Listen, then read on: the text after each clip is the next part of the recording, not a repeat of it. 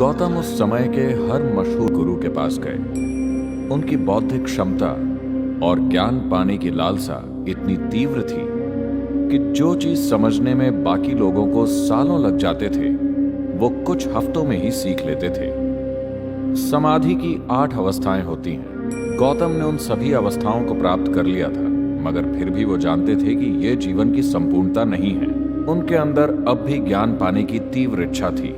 जब सारे उपाय बेकार हो गए तो उन्होंने अंतिम मार्ग का सहारा लिया, जिसे समाना कहते हैं। समाना साधकों के जीवन के सबसे मूलभूत पहलुओं में से एक ये है कि वो कभी भोजन नहीं मांगते, बस चलते रहते हैं, चलते रहते हैं। गौतम ने इस मार्ग को इतनी कठोरता से अपनाया कि वो उस दिशा में नहीं जाते थे जिधर भोजन मिलने की संभावना होती थी।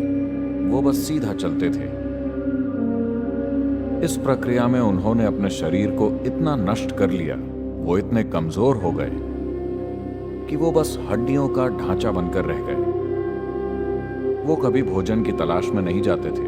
उन्हें जब भोजन दिया जाता था तभी खाते थे। एक दिन वो नीरांजना नदी के तट पर पहुंचे, जो 2 फुट गहरी एक छोटी सी धारा थी और उसका प्रवाह थोड़ा तेज था।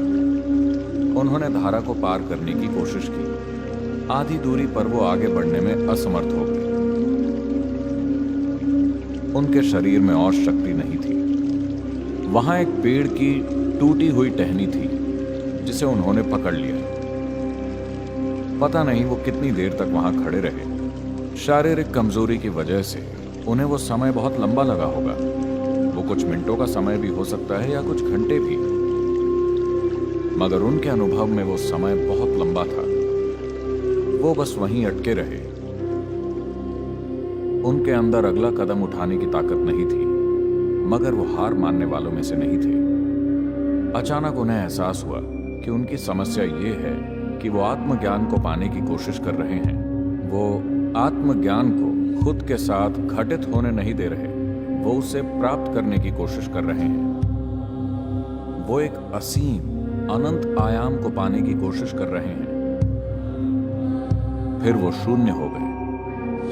अचानक उनके अंदर नदी पार करने के लिए कुछ कदम आगे बढ़ाने की ताकत आ गई। वो जाकर उस बोधि वृक्ष के नीचे बैठ गए।